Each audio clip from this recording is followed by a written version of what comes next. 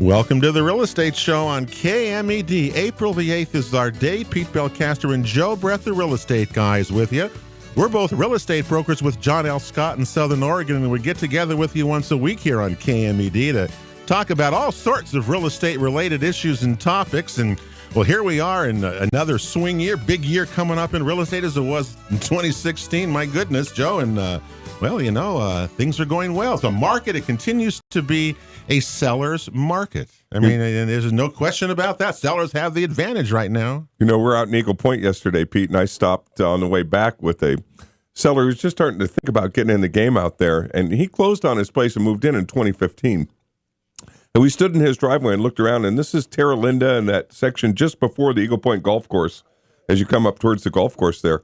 He pointed out from the driveway, we could see 6 properties that had been built since he moved in. Wow. Just right there around him. All the stakes in the field across the way that were already platted and already scoped out by the surveyors. So there's an incredible amount of activity. Not nearly enough to meet the demand, but God bless the guys. They're trying. They're moving dirt and they're swinging hammers and trying to get it done. And they're doing that mostly in Eagle Point and in East Medford. Go other places, you're not seeing that kind of activity, as you well know.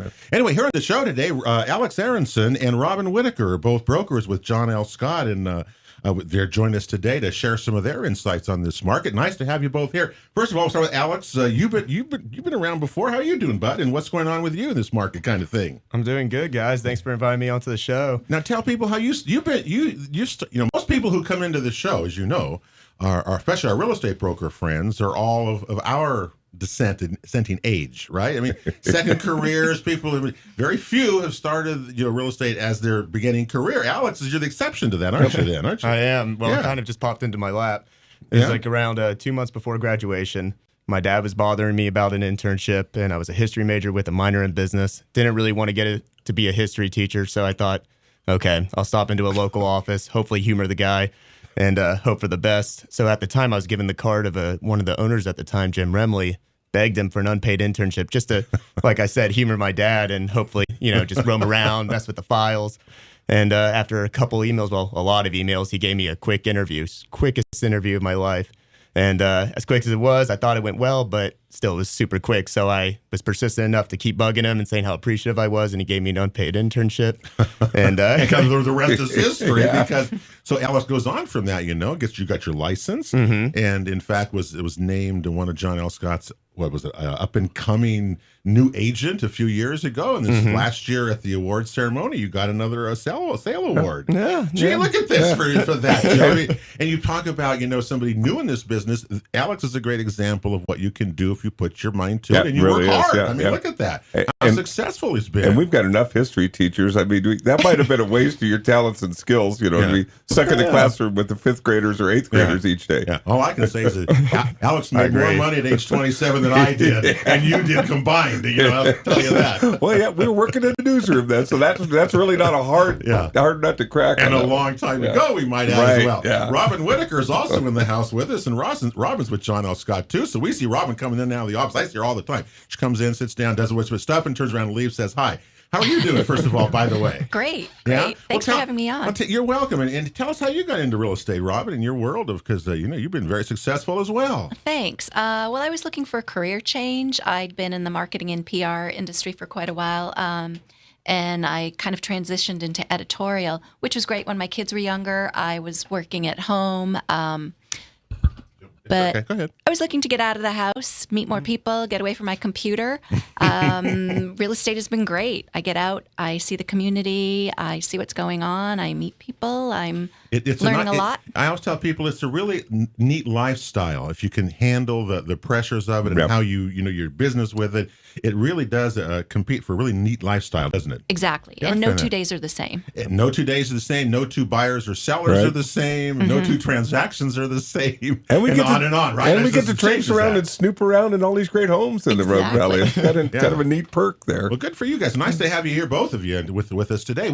Before we get into the things there, what do you think the market is right now? As we're here in the first part of April, give me your impressions on what you're seeing, what you guys are feeling out there, the people you're talking to. Our listeners love to hear what's going on in the marketplace. So whoever, just go ahead. Let's hear what you got. It's hot. Yeah. The market's hot right now. I think buyers a few of the buyers I've been working with, they're getting kind of anxious because they have a set budget and they're not finding what they want in their budget. So a lot of people are starting to make like multiple offers. We're seeing multiple offers. I'm seeing people getting actually kind of worried about affordability. Yeah. Well, I think the affordability index should know in Jackson County this last reporting period. And affordability indexes are, it's in there, but it's the lower you are. If you go less than 100, this means the less affordable the home is. We've gone in a year's time from a 126 affordability index to 103, which we're right at that level, Robin, of which you're talking about, of where it really transitions and changes the market. Right. Yeah. Right. Yeah, no, I agree with Robin. It's a hot market. Anything 2 weeks or, that's reasonably priced on the market has been going away fast. And I'm curious as to what you're saying. Multiple offers. We used to see multiple offers in that 150 range. Remember the 180 range. Are you saying now that the multiple offers are coming up in higher properties now, higher priced properties because people are looking there? Tell me what you're thinking of that. Definitely. Most certainly, I would say so. Even up to 300, I would say. There was one that I just submitted the other day in Eagle Point, and it was even 15 days on the market, and it went into multiple offer. And it wasn't bank owned either, so you didn't have to wait. You literally just submitted, and it was just a coincidence on it. But anything reasonably priced per square foot that's competitive is going to go fast. Well, it has to be competitive. It has to be priced right, though, right? I mean, this is the thing that I think sellers are thinking that when they hear us talk and they see these statistics, they hear about these stats. We say it's a seller's market, Oh, sellers, you got the advantage, but I still don't know of any buyer who's going to overpay for a home. That's right? A really good point, because I'm tracking properties that we've looked at with buyers who've been shopping, and it was just like, it's a nice property, but not for near that price, or that there's just a sense that the seller's trying to get a little too much. And those are the properties that you see now 45, 60, 75 days on the market, where they're attractive. They've got a lot of the good characteristics, but buyers, as much as they'd like to take the plunge, they can't go. First off, they can't go above and beyond what they can do. And some of the sellers might be pricing themselves a little bit out of reach, and that's reflected in your days on the market. I think that's a great indicator right now. All right. Days in the market down in the 3-month period, January, February, March. And remember, we had some pretty bad weather there for a while, in February and January. So it haven't had much good weather. We've had good weather the whole 3 months. Yeah, no, you're right. But I mean, in terms of that, it affects that. Yep. It's affected a little bit, but overall, the market was down. There were fewer homes sold. The days in the market down to 45 days. That's just over, almost 45 days, so just over a month and a half, right? Seeing all that kind of thing. But the scary part of this whole scenario is that is the median price per home in Jackson County is now at $245,000. I cannot remember what it was around. It was a lot lower than that for a lot of years. That's pretty high. That's the 11% increase overall in 1 year.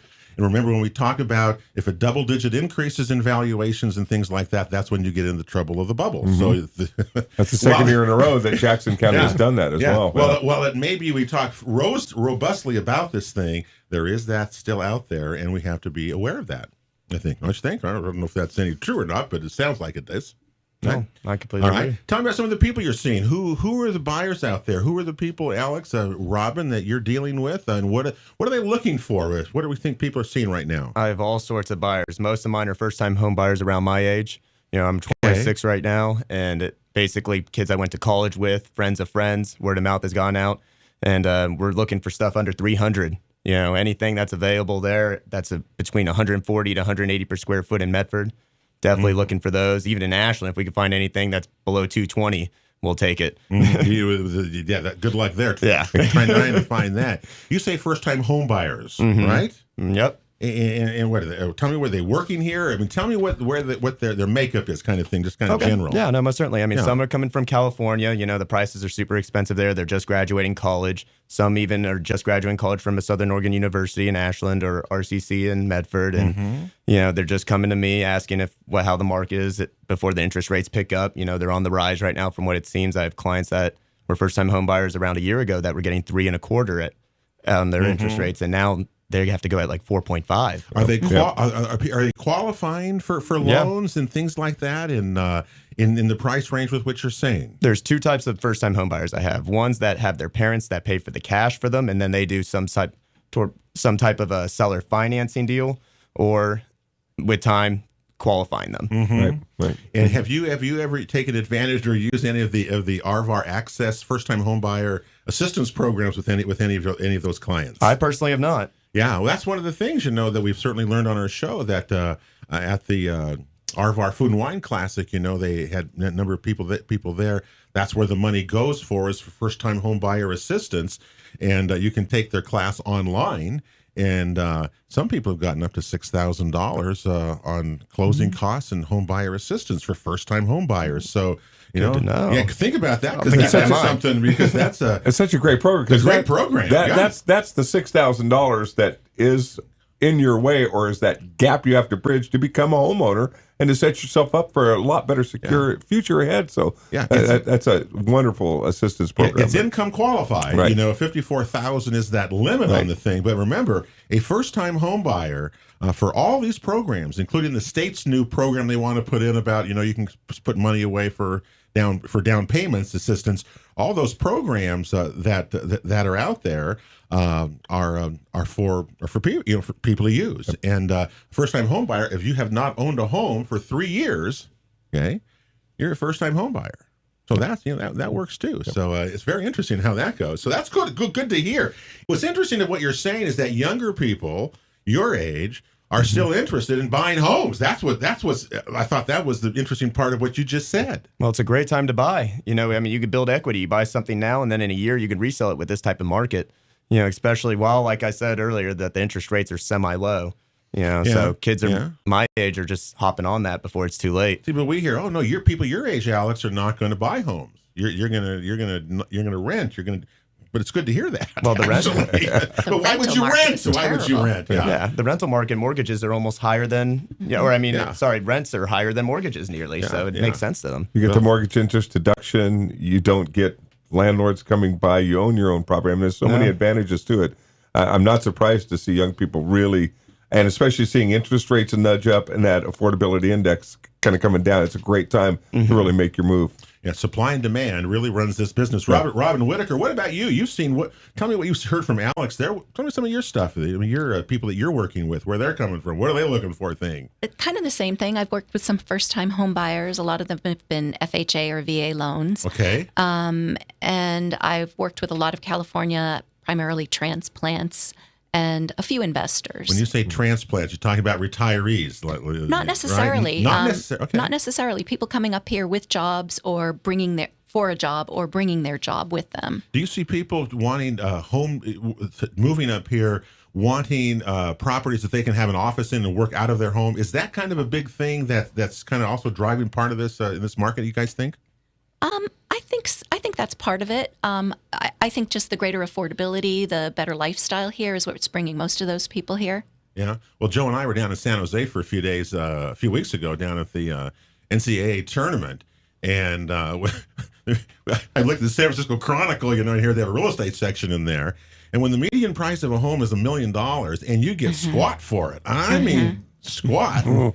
I'd flee that place so fast I can't even imagine. And it's a new phenomenon, and maybe even some of the young people that are coming from California are in the same position where they can bring their work with them. They can be connected to a company down there, live in a place where it's a much better lifestyle but still be connected, still do your work because of the outstanding infrastructure we have with our internet and communications and things like that. So that opens some doors that normally you would have to be tied to that office.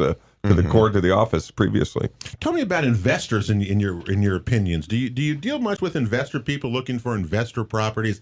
Alex, younger people, or Robin, kind of, is that something that people are still interested in? Do you think? Yeah. Oh, definitely. Yeah. All right. Most certainly. Yeah. No, I have two types of investors: the young investors that are looking to buy a duplex, rent one out, and then live one in their own. Okay. And then hopefully keep that going. And then I have those cash investors that fast close, just want to buy and suck up the rental market as much as possible.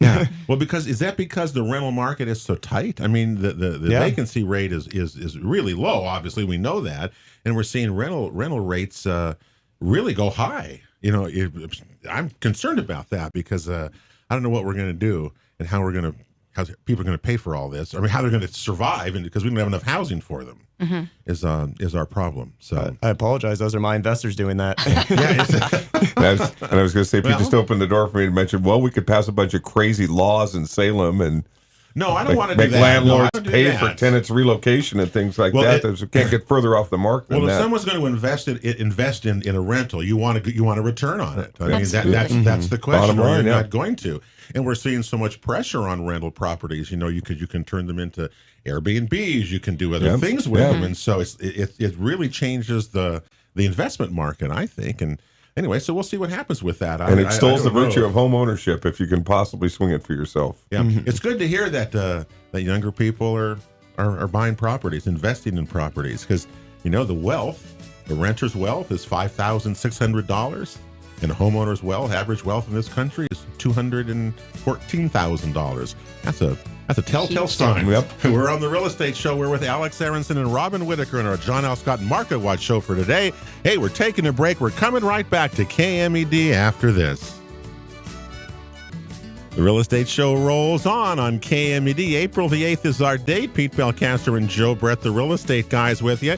Don't forget, you can check out any of our past shows at realestateShowOregon.com. They're all there for you, and some terrific past shows. Last week, John Zupan, Jeremy Lever was here, talked about some of the pending legislations that we had pending in Salem and things like that, and on and on it goes. Got some good shows coming up. Next week, by the way, is the KMED auction. So we won't be here next week. So 2 weeks from today, we'll be back with you, and we'll start off again. So we head into the summer. Man, it's almost here. It's really interesting that we're almost there. Good. Saturday off, I can do some open houses. Go out and meet some nice people. And of course, the John L. Scott Open House Extravaganza to start up April the 23rd. Is that big when the whole place has open houses all over Jackson County. I love that. That's one of the coolest I'm on the things Rogers. to do. I'm on the Rogers team that weekend. I signed up for that. There you go. Today on the show, Alex Aronson and Robin Whitaker, both agents with John L. Scott, have been in the house with us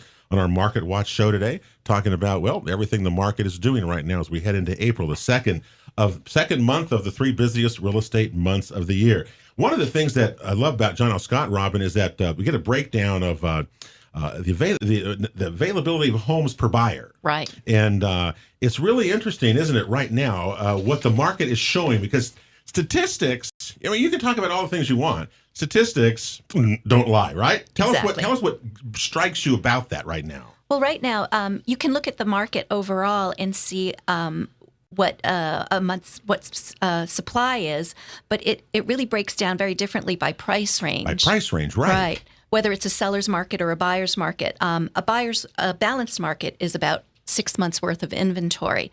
And that means that buyers and sellers, if you negotiate, are roughly negotiating evenly, right? Exactly. I mean, isn't that what that means? Yeah. Negotiate. Okay, right. Go ahead. And anything less than that is a seller's market. Anything more than that is a buyer's market. So you can see from the recent statistics that in the 150 to 250,000 range, there's less than 1 month's supply. So that's like a crazy seller's market. Yeah. It's a half month supply. And think of this.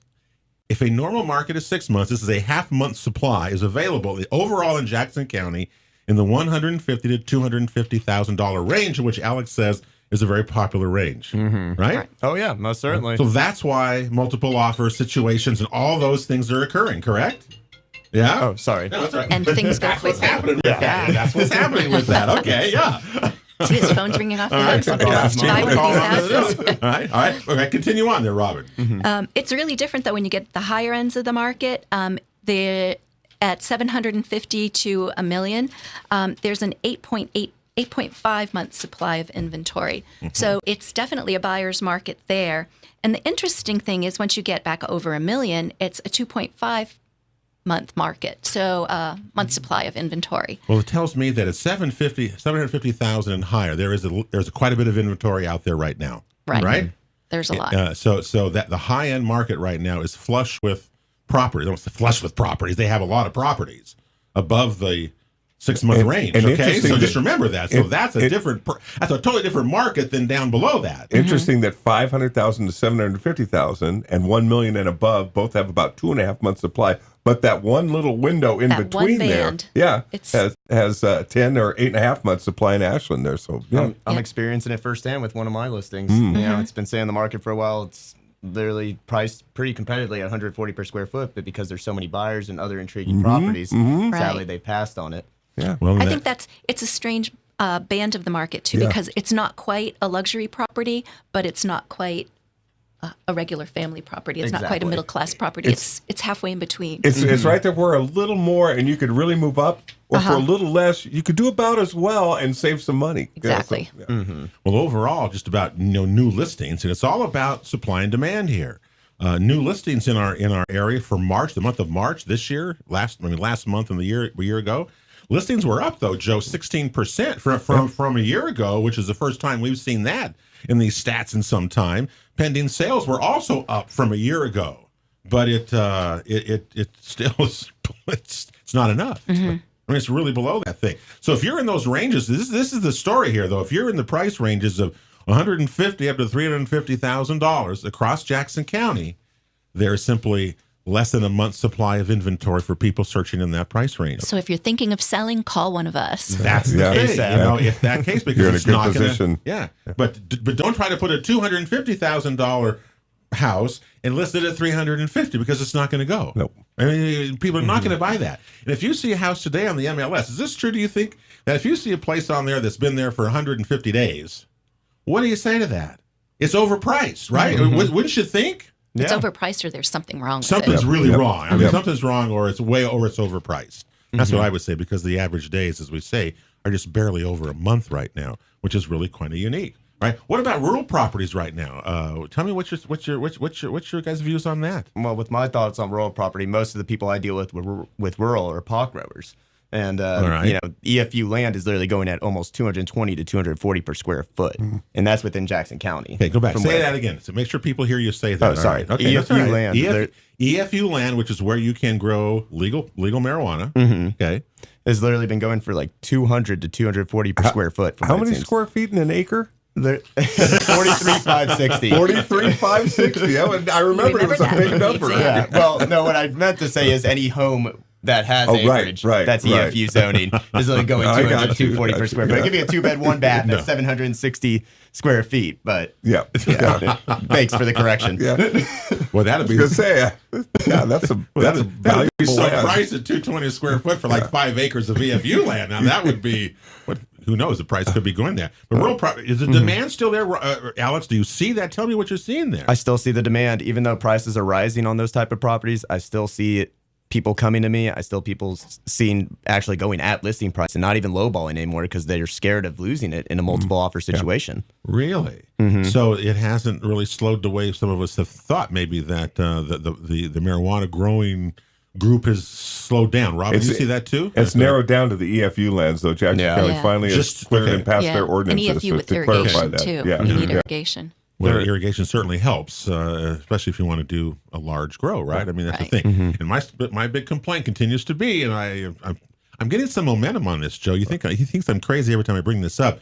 Why do we subsidize? We're subsidizing recreational marijuana grows with subsidized water and subsidized property taxes on these places. And I still say that it's not the same as growing potatoes or food for agriculture, even though it's labeled as an agriculture product. And that's the thing that kind of gets me kind of riled up about that, is that they're selling this stuff in the cash world out there, and yet we're subsidizing them as the public, subsidizing low property taxes on EFU land and subsidized water to irrigate it with. Anyway, that's my complaint with the whole thing. But you don't see it going. Our stats also may prove a little bit interesting. They were down in the 3-month period, had a number of these places down from sales from a year ago, and days in the market has also slimmed down. But they are also average. It's over $365,000 is the median price now on rural properties. That's the highest I've ever seen it. Think? I wonder what's going to happen. I wonder what California's legalization will do to that too. Yeah. Well, you know, I wonder Curious too. about that, too. It's still a couple of years off in California. The rules haven't even been written or even addressed yet. But What are they going to do with water and this stuff? Are they going to grow the way we do? I don't know. It's going to be an interesting scenario. What's happening out here on the West Coast or the left coast or whatever you want to call it. And land is at such a premium up here. Mm-hmm. It's a pretty favorable growing area down there too, and there's probably a lot more land once that opens up and becomes unlocked, and that could have a real impact just across the border here on demand for rural property. Let's go down to the Central Valley. They're going to rip up orchards and start putting in marijuana grows along the I-5 down there when you drive down by Oroville. Is that what we're going to do? What are they going to? I'm so curious as to how that's going to go. I don't know. They grow a lot of stuff down there, so it just seems like a little more. It scares me to death. Yep. There's no question about that. Yep. And then also on the stats before we get out of them, all homes on the market. What about distress sales? We didn't even talk about those, do we? You don't even deal with them much, do you, Alex? Yeah, we're doing a short sale together. That's right. I'm sorry. But we're not, generally they're not as prevalent, I guess, as they were. No, they're not. Yeah, they seem like last year they were more prevalent. Now this year they've kind of calmed down. They make up right now, Joe. They make up 6% of the market. Our short sale of foreclosed properties. In 2009, it was 75% of all sales almost were foreclosed in short sale properties. Boy, has this market turned around in a huge way. They seem to just trickle in here and there with no real rhyme or reason. All right, the Real Estate Show continues. We're with Alex Aronson and Robin Whitaker today on the Real Estate Show. We're coming right back with more right after this. Real Estate Show continues here on KMED. April the 8th is our date. Pete Belcaster and Joe Brett, the Real Estate Guys, with you. Don't forget, check out all of our past shows at realestateshoworegon.com. They're all there, along with, you can check out all the listings around the MLS is there too and everything like that. So we encourage you to do that. A lot of good shows patched on there. And so with some terrific guests that make up our show as we head into almost our 8th year. Alex and Robin adding to that list today. Because I always like our J.L. Scott Market Watch shows because we hear from our agents that are really out there on the front lines and dealing with the people and the problems and the challenges of getting people in and out of their homes. So great information for our local listeners. That's what the program is all about, just to kind of share information and keep them abreast and keep them knowledgeable about how the market is moving. Because it's moving. Yeah, I mean, it never stops. There's things happening up, down, all the time, all around. I haven't had. I'm curious to what you're. By the way, Alex Aronson and Robin Whitaker are our guests here today. I'm curious. We've had guests in here talking about appraisers and home inspections and the delays and all these kinds of things. Your experiences with that is getting better. Tell me what your experience has been with those. Worse. Really? Worse over time. I think it's gotten a little better. With appraisers or inspectors? Appraisers. That's the difference. Appraisers were really slow in the fall. Mm-hmm. I had a lot of problems with appraisals in the fall, and it seems to be I've been getting appraisals faster. It just seems stricter for me. I think, Robin, you're right about that. Part of that in the fall was, remember, there was a whole lot of refinancing going on, and appraisers were being used a lot of refinancing. That's kind of changed a little bit now, it seems like. So appraisal seems to be a little bit faster. So maybe those 60-day closings because of an appraiser, maybe hopefully, are going to be a thing of the past. I would hope there. But on the other hand, you're right about what you said. They're getting stricter, and maybe it's my fault because I'm putting an FHA buyer into a property that needs a lot of fixing up. But at the same time, they're just re-inspecting and calling out new things, and that's my previous experience off a couple deals I've closed on in the past year. And even with conventional, they've been a little strict, seeming like they're doing FHA kind of things for it. I mean. Well, it's odd, but they have a mind of their own. Well, just keep those in mind, as you're dealing, because those are still two hurdles you have to cross. And sellers have to keep that appraisal number in mind as well, even in this aggressive market. And even if they accept multiple offers, even if your home goes above your asking price, you might not necessarily get that if it doesn't appraise, if your buyer has a loan. Yep. And appraisals are big things, and especially unless you get a cash offer and no appraisal, you're going to have to face that, actually. And one of the coolest things about real estate, I find, is to hit that number right on the nose. Don't you get when you sell it and the appraisal comes in right on what you say you got. There's no gnashing of the teeth or yelling at the agents or any of that. Yeah, there's none of that stuff. One of the things also is just to mention to you our new home construction. We've been talking about that.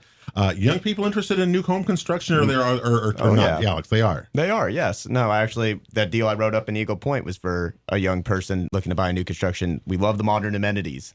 We love the quartz countertops, the nice flooring.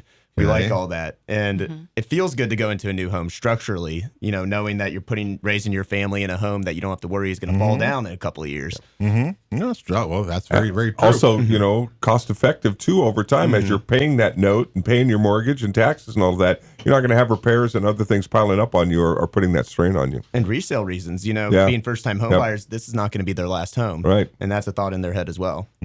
Nearly half of all new home construction in the previous 3-month activity takes place in, where do you think?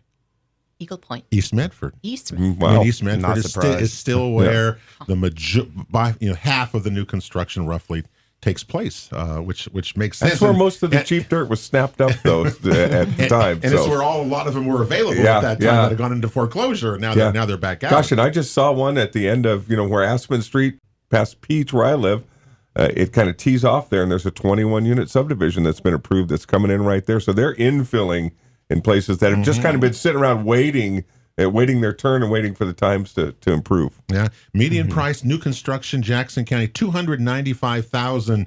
In East Medford, that is $358,000. So that just tells you the market, the price ranges, and the kinds of things that's happening out there.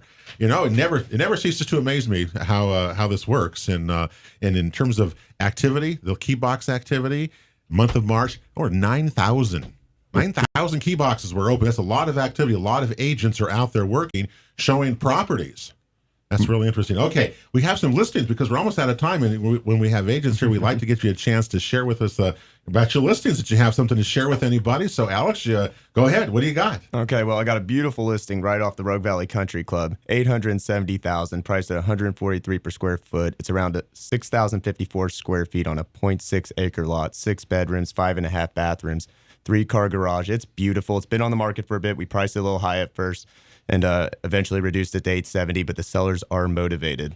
Big place. Oh, yeah. Too big almost. On the Rogue Valley Country Club. Right off the 10th hole. Bring your golf cart. Oh, yeah. Yeah. A big place. Okay. Okay. And when was the price again? $870. $870. You have people look at it? Yeah, we've had a couple showings. Yeah. I think that's No a pos- offers yet, though, so Yeah. we're waiting. It's a big house. I mean, so that's a big house. Yep, there. that's Okay. in that 750 to 1 million band. that Yeah. we talked Yeah, about. exactly. Yeah, good luck with that Yeah. one. Okay. Thank you. Robin, what do you got for us, too? Well, I've got an interesting property. It's priced at $425,000. It's in Ashland. It's a total fixer of a house on a gorgeous lot just above SOU. You can practically throw a rock to SOU. Okay. 0.43 acres. The city says it's divisible, so you could actually fit 2 houses on that lot. So for $425,000, you could split the lot, put 2 houses, and still be within a reasonable price for 2 lots in the city. At $425,000. That's why I was with one of my investor buyers today, and we were talking about that the very thing you brought up about additional dwelling units. Can I Yes. put something else on my property? It's can I infill. Can I Yep. convert a garage into a room, and then can I do something like that? Do you see that too? I mean, I think that's really important. Well, that's going I to think help we're our gonna get cause more and more for of it. rental units. Do, Yeah. Definitely. do you see that also? Yeah, my big cash people, every garage that they've ever purchased have turned it into a room for a rental, or even split the 2-car garage in half. Really? Wow. Yeah. Yeah, they make sure it's all permitted, so Right, for resale yeah. reasons. Okay. But Yeah. it's definitely something for the rental market to think about. Because Yeah. Yeah, and if you do find a place, even a fixer-upper with some land with it, you can add additional units to it because that seems to be getting easier to get right now. Or but city, everybody's granting those. They're gearing up for it for sure. Ashland is challenging. Well, Ashland is It's a pain. its own world, you know. Yeah. Robin tells the truth. Yeah, well, that's not going to change either. Challenging was a polite word. Yeah. Well, it's encouraging to hear that there's a lot of activity. Yes. I can invite folks to come see me tomorrow between 12 and 2 at 4299 Murray Hill Court up in East Medford. We're open housing this weekend, and Okay. it'd be great to show folks a beautiful home up there and say hi. All right, and Is I've that got Jeff's listing? yeah. Yeah. Nice yeah. house. Yeah. And I've got Yeah, one. I beautiful. scooped that up. That's a nice place to hang out for me for a couple hours and Yep. nothing else. All right. And I've got one coming up, speaking of acreage, 10 acres of EFU land coming up out on Jones Road by Beagle Sky Ranch. So we'll be selling that as well. So there's lots of good things happening. Well, Robin Whitaker, Alex Harrison, thank you for being here. Good It's job, great to guys. hear your insights, and good luck to you two as well. Joe, we'll see you as well in a couple of weeks because the auction is next week. That'll do it for the Real Estate Show here on KMED. Pete and Joe, the Real Estate Guys. Have a great week, everybody. God bless you all, and we'll talk to you in 2 weeks right back here on You've KMED. been listening to The Real Estate Show on KMED Radio, presented by the Rogue Valley Association of Realtors, along with John L. Scott Real Estate of Southern Oregon and Bank 34 Mortgage. For guest contact information, download our free app, or to watch a past show, visit us online at realestateshowOregon.com. This show is produced by Table Rock Productions. Join us again next weekend for Southern Oregon's one and only Real Estate Show on KMED. And thank you for making the Real Estate Show part of your weekend.